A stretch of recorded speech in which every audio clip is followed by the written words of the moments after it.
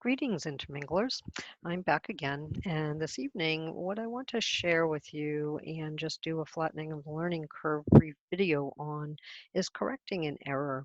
I was working on the beginner mock-up of the wee little ditty pattern to be able to share with you all for the introductory to intermingled mesh and um, how to go through that step by step. When I was about to do my border on this lovely square, and I noticed I had a mistake. So that being said, I wanted to fix the mistake, but I thought, well, let's do that again.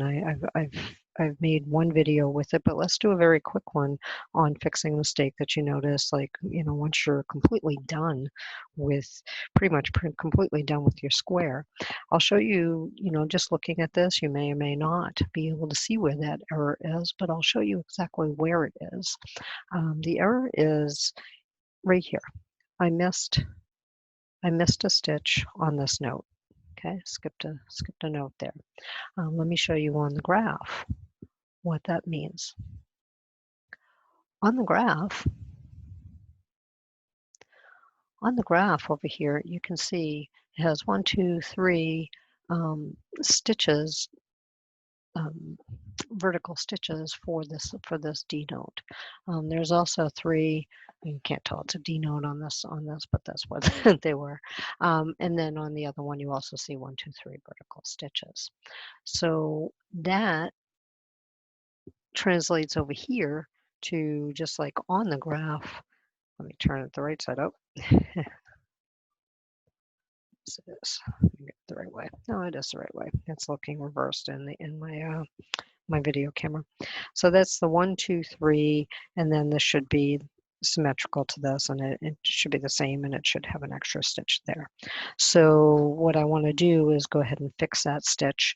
And as I was saying in my prior video, when you have a mistake on one side, the nature of this technique is you're going to have a mistake on the other on the exact opposite side here. So if we were to flip it over, we would see that we should have brought this stitch right here forward, and that's the stitch that's missing in the front. So instead, the stitch that's sitting right here behind it is now in the front, and that should have been back. So if I want to cover this up and I want to have the back look the way it's supposed to look, although on this it's really not important that I do that, but I'll do it for the posterity's sake and for a learning curve today. Excuse me. I should have a horizontal here in the contrast color, and I should have a vertical here in the main color. So I'm going to quickly get to that so that I don't keep this video too long. Get it posted up to the group.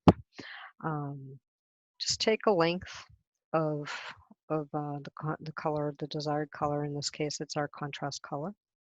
I'm sorry, our main color. And we're going to create a double post and then do 2 half hitch stitches around it to recreate a double crochet look. So to do that, this is where my stitch is missing.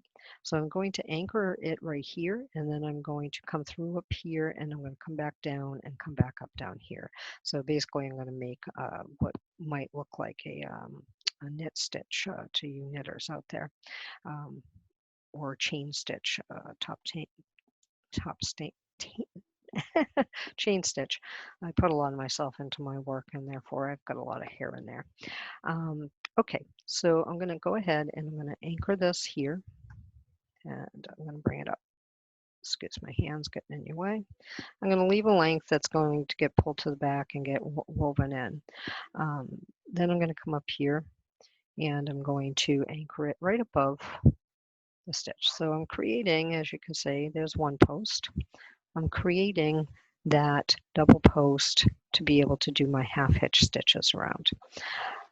Do not pull that tight, just leave it, flat against the other. Come underneath, just like that, and anchor in the same spot that you began in.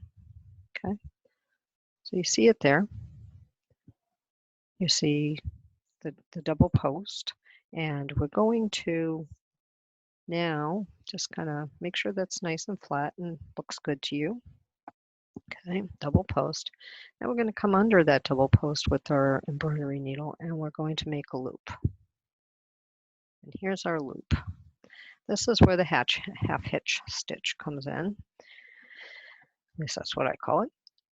So we have that loop there and we're just going to bring our needle through it and we're going to draw it up.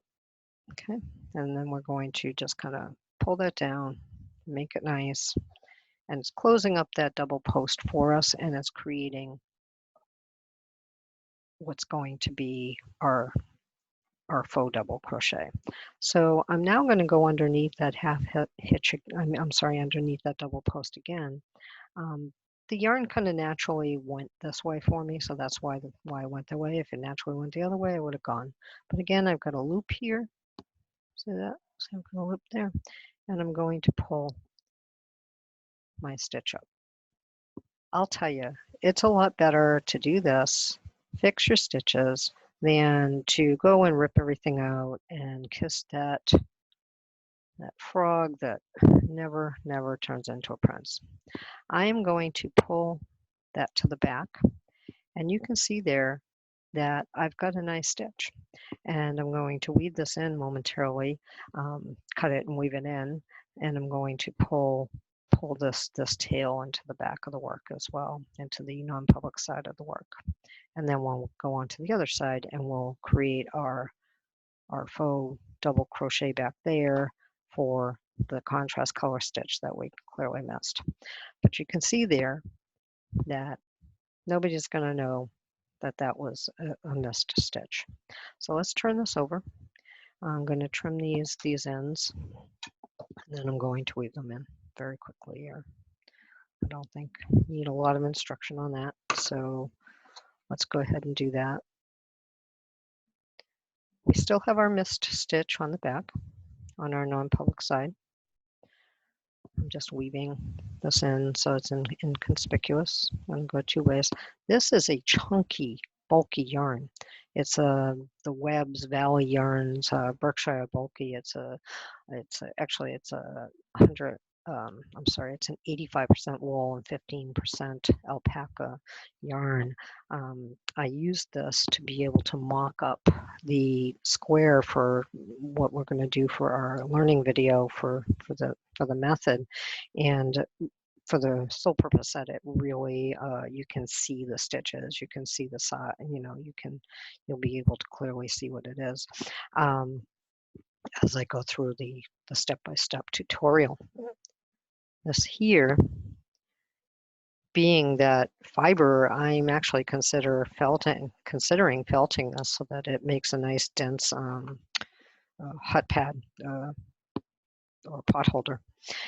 It will shrink when I felt it, but it will be really nice. I do not want to cut that yet because that's going to be used for my border. All right, so now we need to fix. I have a lot of yarn here. I don't need that much of the contrast color to make this one stitch, so I'm just going to cut that actually right in half. Set it aside. Okay, so where did I miss that stitch back here? Remember, it was a horizontal because I missed a vertical on the other side. This side, it's a horizontal. So it was this one here. So if I take my finger and flip it back, I know I missed this one here. Okay, and it would be symmetrical up there. So I missed the third of the horizontals there. So I'm going to create it here. So this is a horizontal fix. Whether this was main color, whether this was contrast color that I needed here, the horizontal is going to work the same way as the vertical, except this time we're going across. We'll anchor it right here into the stitch. And this is how you can do diagonals too, which I'm actually going to cover in a different video at a later time with a new release that I'm going to have for a pattern that just has a couple of diagonal stitches in it. But anyway, we're going to create that double post. This is a roving yarn, as you can see. It's really fluffy. I'm going to turn it so you can see that. There's the double post that I created. I'm just going to make sure it lays nice and flat. And I think the yarn looks best going this way this time. So I'm going under the double post, drawing it up a little so I can see my loop. There's my loop. Come under it, this fluffy yarn. I'm going to pull it down. There's one. And again, which way does it look? It looks like it goes best that way, right? So I'm going to come under here to make my second half hitch. Give that a little tug. Oops. Came out, but it's okay because there's my loop. I'm going to just pull it up and then I'll rethread. There's the other half hitch. Let's rethread this and anchor it down, and then weave in the ends. And that is all there is to fixing something. You can have some pretty egregious mistakes in your pattern and still be able to fix it in this manner. I mean, if the whole thing's just like just crazy off, yeah, go ahead, frog it back, do whatever you have to do to go ahead and get the finished effect that you want.